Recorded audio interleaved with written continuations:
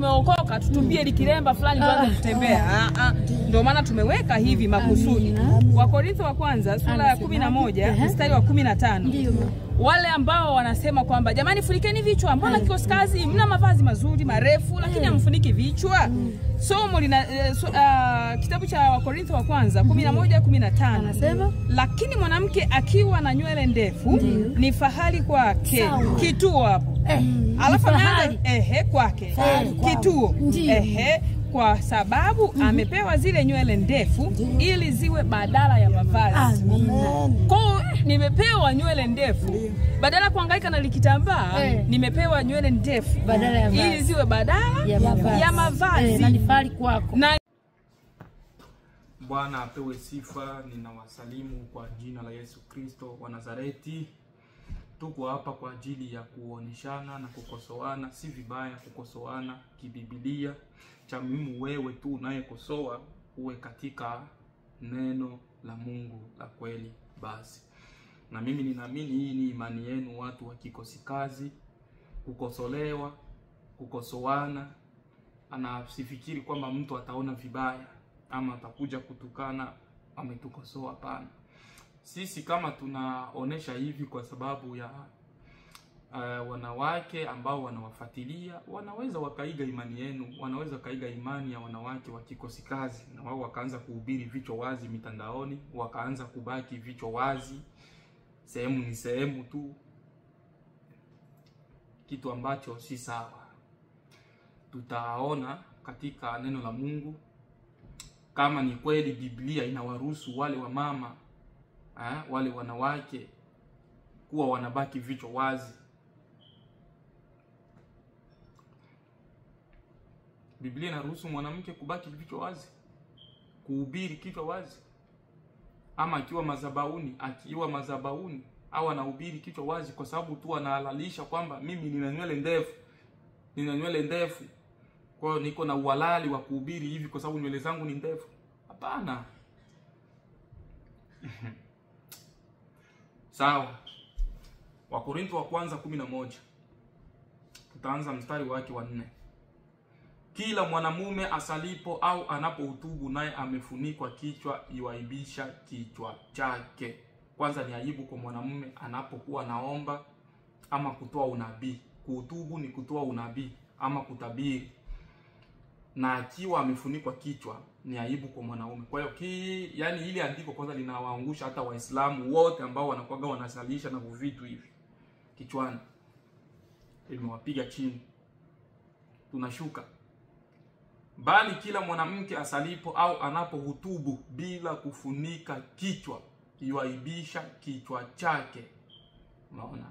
Mwanamke ni vice versa. Mwanamke akiwa anasali au anatoa unabii, kusali, kuomba au kutoa unabii au kutabiri, asipofunikwa kichwa chake anaibisha kichwa chake.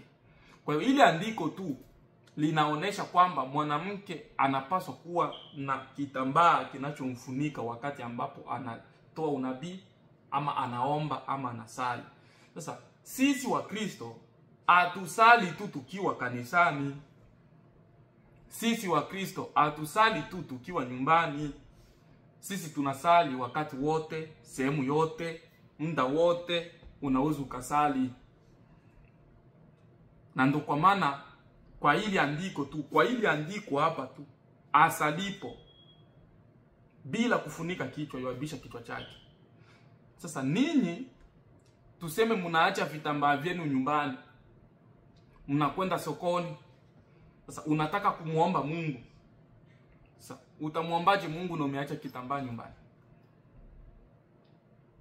Tunataka tuheshimu ili andiko ile ambalo Paulo amesema hapa. Kwa sababu kuomba au kusali ni wakati wote, muda wote. Unaweza ukasali ukiwa kazini, unaweza ukasali ukichukua break. Bwana tusaidie sana. Tunashuka. Kwa mwanaume amepewa agizo asifunike kichwa. Lakini kwa mwanamke amepewa agizo afunike kichwa akiwa naomba ama kutoa unabii.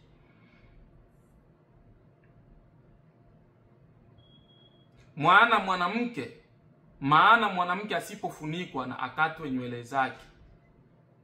Maana mwanamke asipofunikwa na akatwe nywele.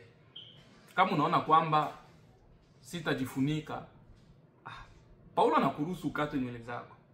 Ukate nywele, unyolewe kipara. Lakini uone madhara ya kukata nywele. Hapa unifuate chini. Anasema, au ikiwa ni aibu mwanamke kukatwa nywele zake au kunyolewa na afunikwe. Sasa Paulo amekuruhusu kama utaki kufunika kichwa ukatwe nywele. Lakini huko kukata nywele ukiona kwamba ni aibu kwa mwanamke kubaki kipara, kukata nywele, basi Paulo anakuambia basi jifunike, uwe na kitu cha kufunika kichwa chako. Bwana tusaidie sana. Unajifunika kwa sababu ni kuonesha utukufu wa Mungu na kwa mume wako. Ndio kwa maana unajifunika kichwa chako.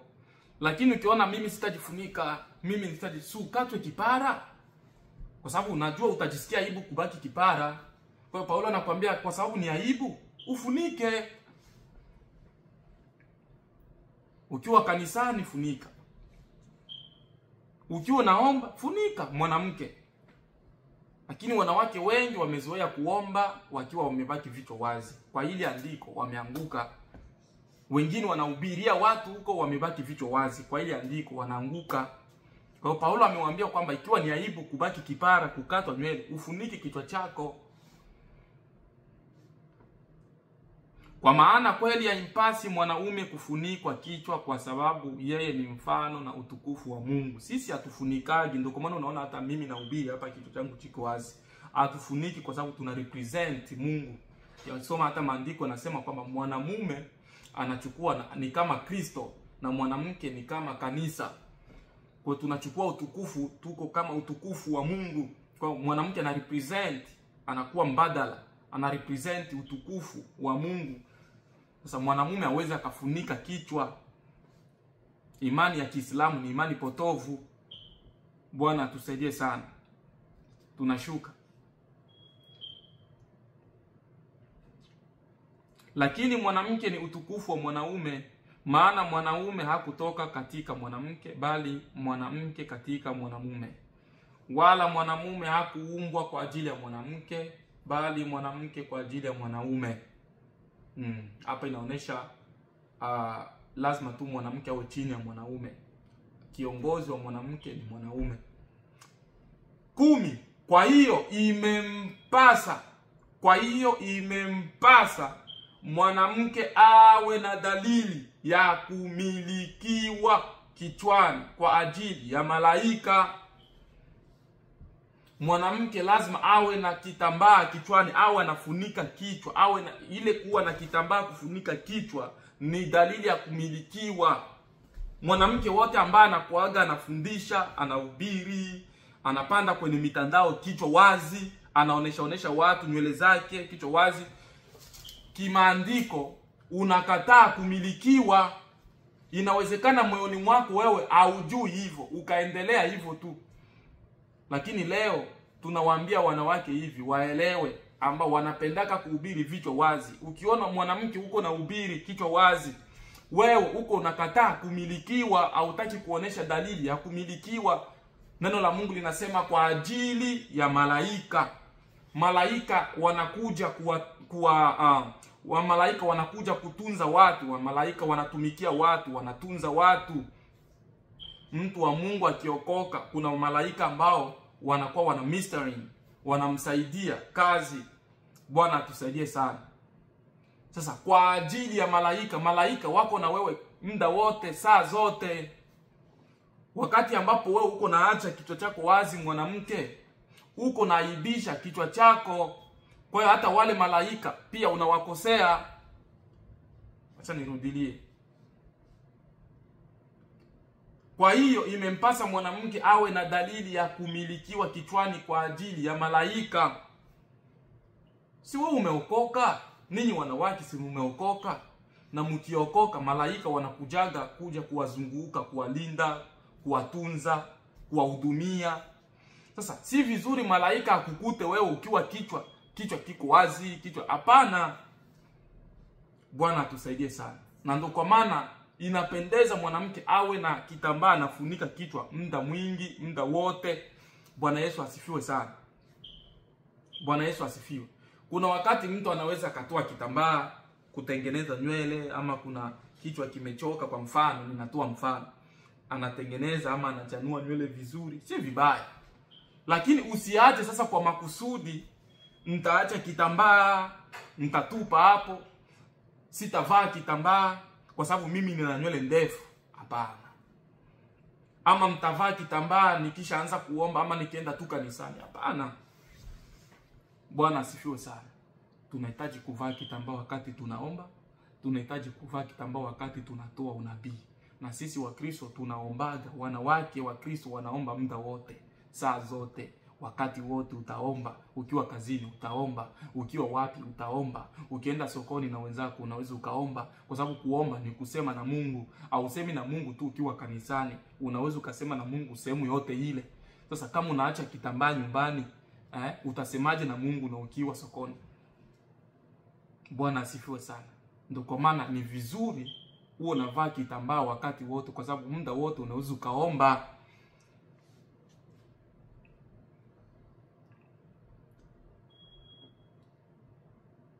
Tunashuka 13.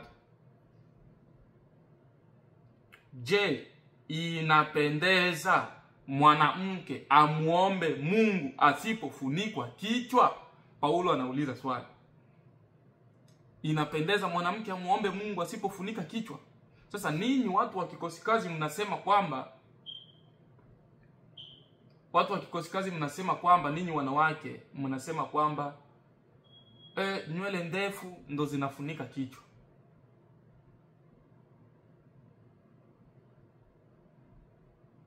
Nywele ndefu ndo zinafunika kichwa.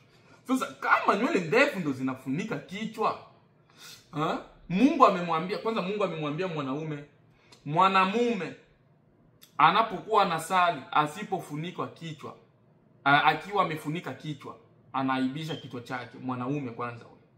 Mwanaume anaibisha kichwa chake ambapo anafunika kichwa. Sasa tunauliza swali hivi. Yule mwanaume ambaye amesemeka kule, kwa sababu wanaume wana nywele, yani unataka kutuambia wanaume ambao wanapaswa kuomba Mungu ni wale ambao wana vipara? Ni wale ambao wana vipara? Kama kufunika kichwa ni nywele. Kwa hiyo wanaume ambao wanaambiwa pale, mwanamume ambaye anasali naye amefunika kichwa, anaibisha kichwa chake, ina maana kule naye amefunika kichwa, ina maana zile ni nywele za wanaume, zile ni nywele zao kwa tafsiri yenu ninyi wanawake wa kikosi kazi.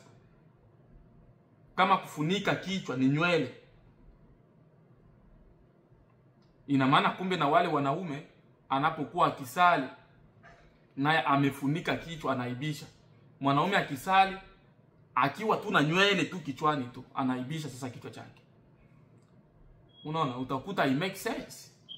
Utakuta hapa Paulo anazungumzia kuhusu kitambaa, head covering. Kisoma kwenye Biblia za Kiingereza, head covering, na ukisoma head covering ina maana wewe mwanamke una nywele zako, lakini kunaongezeka hata na kitambaa kingine unakiweka calf. Unaweka kitambaa ili kufunika nywele zako vizuri. Ndio kwa maana akasema imempasa mwanamke awe na dalili ya kumilikiwa kichwani. Kwa sababu kweli Biblia inaruhusu mwanamke kuwa na nywele ndefu. Sasa ninyi mnasema mwanamke kuwa na nywele ndefu ndo badala ya mavazi, kwa mnahalalisha, kwa sababu Biblia inasema badala ya mavazi mnahalalisha kwamba kumbe nywele ndefu ni mavazi, kumbe tubaki hivi. Hapana, tubaki wazi. Hapana, tuwe tunahubiri vichwa wazi kwa sababu tuna nywele ndefu. Hapana. Kama mkisema ni badala ya mavazi, sasa mavazi gani? Mbona mavazi ni mengi? Hata kiatu ni vazi, hata nguo za ndani ni vazi. Kwa wewe ukiwa na nywele ndefu, wewe mwanamke ukiwa na nywele ndefu, kwa usivae mavazi, usivae nguo.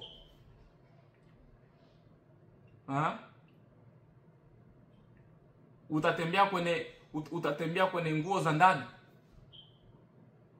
Utatembea na nguo za ndani? Hapana. Jibu inakataa. Biblia inavyosema mwanamke kuwa na nywele ndefu ni badala ya mavazi, Biblia inamaanisha kwamba kule mwanamke kubaki na kipara ni aibu, kwa sababu mavazi yanafunika aibu. Mavazi yanafunika aibu, ndio kwa maana wanadamu wanavaa mavazi kwa sababu wasiaibike. Kwa hiyo hata kwenye nywele, mwanamke akikatwa nywele akibaki na kipara inakuwa ni aibu. Kwa hiyo zile nywele zinafunika kile kipara, zile nywele zinakuwa badala ya mavazi, na maana zile nywele zinafunika kipara ili mwanamke asiwe na aibu, kama kisi tulisoma kule juu. Basi, lakini haimaanishi kwa sababu amesema ni badala ya mavazi kwa hiyo hii nywele ndefu ibaki. Hapana, ile sio sheria. Paulo anakuonesha uhalisia wa kimungu kwamba nywele zinafunika aibu, yani vinafunika kipara. Ile ni aibu, kipara. Mwanamke kubaki kipara ni aibu kwake. Ndio kwa maana anasema badala ya mavazi, kwa sababu vazi ni kitu chote ambacho kinafunika aibu. Hata nywele inafunika aibu ya kipara. Bwana atusaidie sana. Ndio kwa maana hapa inasema lakini mwanamke akiwa na nywele ndefu ni fahari kwake. Akiwa na nywele ndefu. Haijasema mwanamke akiwa na ubiri ama aache nywele ndefu na aende anatembea nywele ndefu. Anasema tu mwanamke, wao hujui kama mwanamke anaweza akawa na nywele ndefu na akafunika nywele zake. Na wanawake wa Israeli walikuwa wanafanya hivyo. Mwanamke akiwa na nywele ndefu ni fahari kwake, kwa sababu imependeza zile nywele ndefu, ili amepewa zile nywele ndefu ili ziwe badala ya mavazi. Sio mavazi haya manguo, sio mavazi haya ni mavazi, vazi lolote, kitu chochote ambacho kinafunika aibu ni vazi. Kwa hiyo mwanamke kubaki na kipara ni aibu. Ili mwanamke asiwe na aibu, inabidi afiche aibu yake, ndo ile nywele sasa inafunika kichwa chake. Lakini ukisoma sasa hapa inasema kwamba bali kila mwanamke asalipo anapohutubu bila kufunika kichwa yuaibisha kichwa chake. Kwa mwanamke anahitajika afunike kichwa kwa kitambaa wakati ambapo anasali ama anatoa unabii.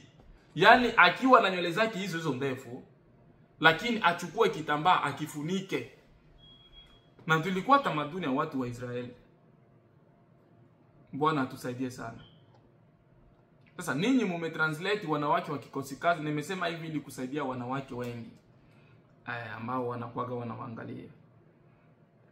Zile nywele ndefu azikuwa eti kwamba ndo mnajipatia uhalali wa kuwa unaonyesha nywele ndefu kwa kila mtu. Hapana. Kwanza nywele zako ni kwa ajili ya mume wako. Mume wako ndo anapaswa kuona nywele zako, sio sisi. Hapana.